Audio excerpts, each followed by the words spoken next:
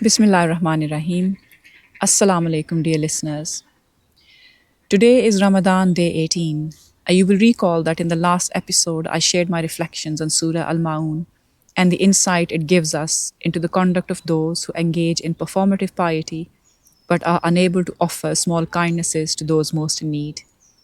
Today, I want to take the message of the surah and link this to the idea of charity in the Qur'an.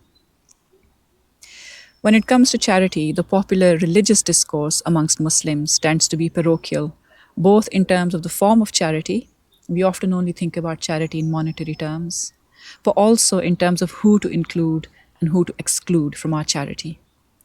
Perhaps one of the reasons why we tend to think in an insular bubble is the usual them versus us distinction, which harks back to the ideas of those who saw the world divided into Darul Islam, the abode of the believers, and those who lived elsewhere. Due to this reason, we tend to think about charity as an exercise in giving money away to deserving Muslims and to Muslims only. When I moved to the UK, I picked up in conversations, many conversations, how most Muslims send charitable funds back to their countries of origin. Many Muslims show huge reluctance to provide aid and charity to fellow citizens in their countries of residence, often Western countries, where we have large diaspora of Muslims. I believe, based on my reading of the Quran, that Allah has set out charity as a fully inclusive idea that is universal in its aims. And if we embrace this inclusion, we will be able to think bigger and make a difference. Let me explain.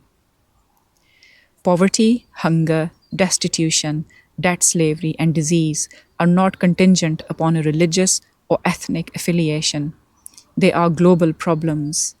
Difficult circumstances can befall anyone regardless of their faith.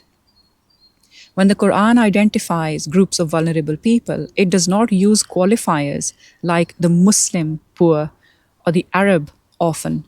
It simply says the poor and the orphan, meaning all those who are poor and all those who are orphaned who live amongst us and about whom we are aware.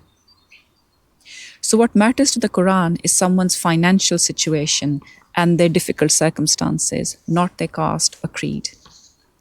In Surah Al-Baqara, chapter 2, verse 177, Allah says, "It is not righteousness that you turn your faces towards east or west, but it is righteousness to believe in Allah and the last day, and the angels and the book and the messengers, to spend of your substance out of love for Him, for your kin, for orphans, for the needy, for the wayfarer, for those who ask, and for the ransom of slaves, to be steadfast in prayer and practice regular charity."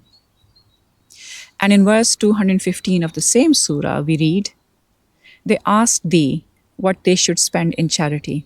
Say, whatever you spend that is good is for parents and kindred and orphans and those in want and for wayfarers. And whatever you do that is good, Allah knoweth it well." For those of us living in Britain, let's look around us and see the hungry and the homeless regardless of their faith.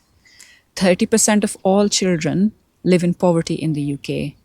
That's 4.3 million children. In the US, 9 million children live in poverty. Please donate to the food bank in your community. Please consider supporting domestic violence shelters for women. Please consider supporting debt justice campaigns that work globally. As Allah tells us in the Quran that we are all connected in our origin from one man and one woman, we are all connected in our humanity. Therefore, our aspirations to alleviate distress and poverty should rise above myopic considerations. When it comes to charity, we must learn to abandon our anger at colonialism and empire and recognize that advanced capitalism exploits us all. The key reflection for today is that charity in the Quran is universal and inclusive. The criteria for charity are linked to someone's life circumstances, not their faith or ethnicity. Hunger afflicts everyone equally. Debt slavery reduces everyone's dignity and freedom. Yes, it is true that we feel affinity with the plight of fellow Muslims and want to help them, and we should help them. But we should not exclude those with whom we don't share our faith. Islam's vision is expansive and global, and it is through the idea of universal charity and universal kindness that Islam has always stood above nationalist, colonialist, ethnocentric, and tribal tendencies. It is through the idea of charity that we can set out a global vision. To restrict charity to a narrow bubble is to do injustice to the transformative power of inclusive charity as set out in the Quran. Assalamu alaykum.